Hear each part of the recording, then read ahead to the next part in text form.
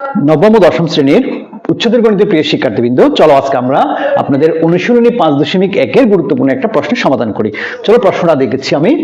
দেখাও যে x square plus bx plus c equal 0 হলে সমীকরণের সমাধান x equal to b plus minus root of b square minus 4ac divide by 2a। এই সমীকরণটা আপনাকে সমাধান করতে বলেছে। অথবা প্রশ্ন এভাবে হতে পারে যে উক্ত সমীকরণটা এই সমীকরণটির মূল অথবা বীজদ্বয় নির্ণয় করা। আপনাকে 5.1 এর এই দ্বিঘাত সমীকরণটি থাকবে, এটা হচ্ছে দ্বিঘাত সমীকরণ, এক চলক বিশিষ্ট দ্বিঘাত সমীকরণ। এই দ্বিঘাত সমীকরণটি সমাধান করলে যে বীজ অথবা মূলগুলো এটা আসবে সেটা আপনাকে প্রমাণ করতে বলেছে। খুবই গুরুত্বপূর্ণ একটা প্রশ্ন, চলেন আমরা সমাধান করার চেষ্টা করি। সেটা করার জন্য প্রথমে আমরা কি করব, দেওয়া আছে লিখে ফেলবো। আমাকে এই প্রশ্নটা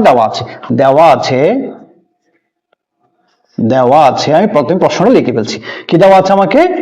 x স্কয়ার প্লাস এর bx plus c equal to 0 এই সমীকরণটার মধ্যে দেওয়া আছে। আমাকে এটার থেকে এই মানটা আপনাকে কি করতে হবে, প্রমাণ করতে হবে। এই জিনিসটার জন্য প্রথমে আমাকে এখানে যে সমীকরণ দেওয়া আছে তার আমরা উভয় পক্ষে আমরা a গুণ করব। প্রথমে আমরা কি করব, a গুণ করব। প্রথমে উভয় পক্ষে a গুণ করছি, তাহলে কত হবে? a দিয়ে গুণ করলে কত হবে? a square x square plus এখানে যদি a দ্বারা গুণ করি কত হবে? abx প্লাস এখানে যদি a দ্বারা গুণ করি কত হবে? ac ইকুয়াল টু এখানে যদি a দ্বারা গুণ করি কত হবে? 0 হবে, তাই না? এর সাথে কোনো কিছু গুণ করলে শূন্যের সাথে কোনো কিছু গুণ করলে শূন্য হয়। পাশে আমরা লিখে দিব a দ্বারা গুণ করি, এটা একটু লিখে দিব a দ্বারা গুণ করি, ঠিক আছে? এবার একটু খেয়াল করেন, আমি এই সমীকরণটাতে এই যে মানটা পেলাম সেখানে আমরা একটা সমীকরণ বানাবো। কি বানাবো সেটা আমরা a plus b whole square equal to a square plus 2ab plus b square, আমরা এই জিনিসটা আনার চেষ্টা করব। অর্থাৎ এই সমীকরণটাকে ভেঙে আমরা এভাবে তৈরি করব যেন আমরা কি পাই, a plus b whole square একটা সূত্র পাই। তাহলে খেয়াল করে দেখেন, সেটা পাওয়ার জন্য আমি যদি এই জিনিসটাকে ax হোল স্কয়ার লিখি, কারণ কোনো প্রশ্ন হবে? অবশ্যই আপত্তি হবে না, কারণ আমি এই জিনিসটাকে যদি a স্কয়ার b স্কয়ার আছে আমি কি করব, এটাকে হোল স্কয়ার আগে লিখতে পারি। তাহলে আমি এই মানটা আনলাম, ঠিক আছে? a স্কয়ারটা আমরা এটা পেলাম। এবার কি আনতে হবে? 2ab আনতে হবে। তাহলে এটা কি বানালাম আমরা? x টাকে আমরা a চিন্তা করলাম, প্লাস সূত্রের জন্য একটা 2 লাগবে, 2টা দিলাম। a মানে কত?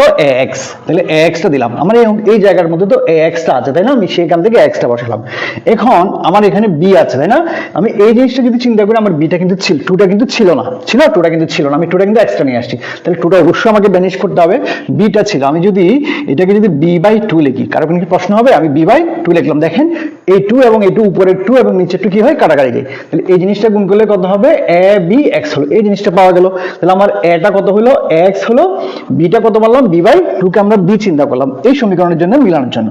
এবার আমরা কি করব? তাহলে a square plus 2ab plus b square দিতে হবে।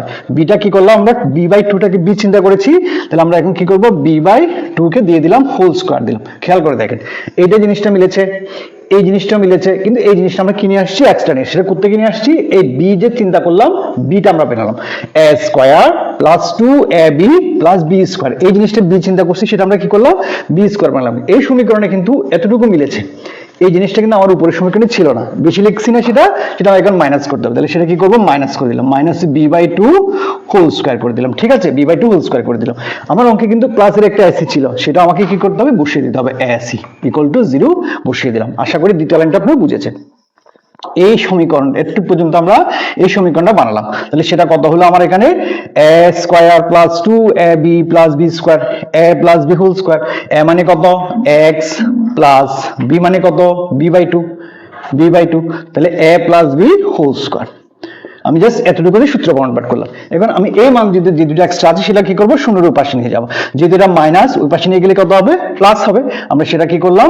প্লাস করে দিলাম। তাহলে b/2 হোল স্কয়ার করে দিলাম। এই জিনিসটা উপরে নিয়ে গেলাম। এটা হচ্ছে প্লাসের ac, ওই পাশে গেলে কত হবে? মাইনাসের ac বসিয়ে দিলাম। আশা করি আপনারা বুঝেছেন। এবার আমি কি করব?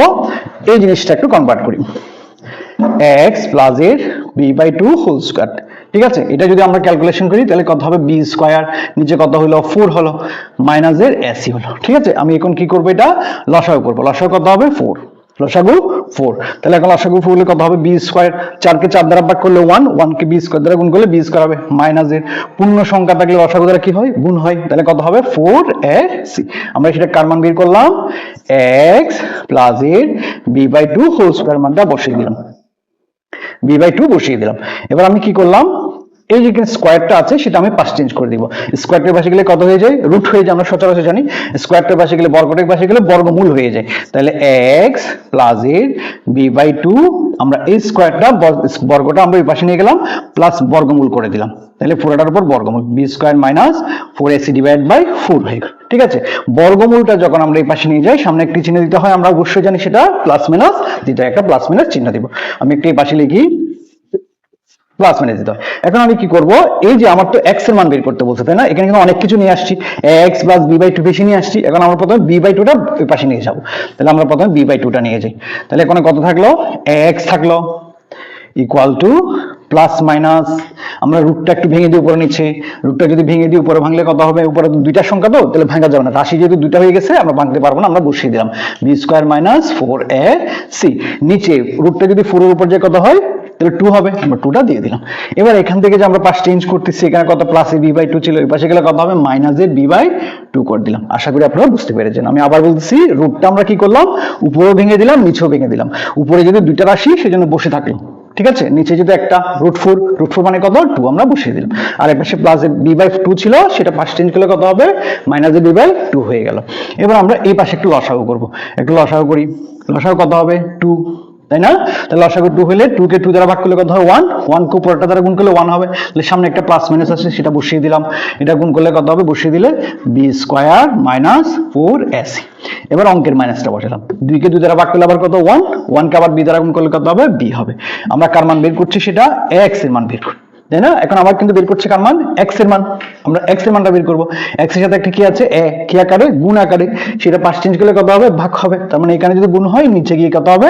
ভাগ হবে। এদিকে উপরে আছে, ওদিকে গেলে কত হবে? নিচে হবে। তার মানে ভাগ করলে আমরা নিচে দিতে পারতাম, আবার উল্টালে কিন্তু এর সাথে, সরি 2 এর সাথে বসে যাবে। সেজন্য আমরা এখানে যেহেতু এটা গুণ আকার আছে, আমরা এই পাশে নিয়ে যাব ভাগ আকারে। তাহলে আমরা লিখতে পারি, সুতরাং x = একটু খেয়াল করেন, এটা নিচে নিয়ে যাচ্ছে, তাহলে কত হবে? 2a।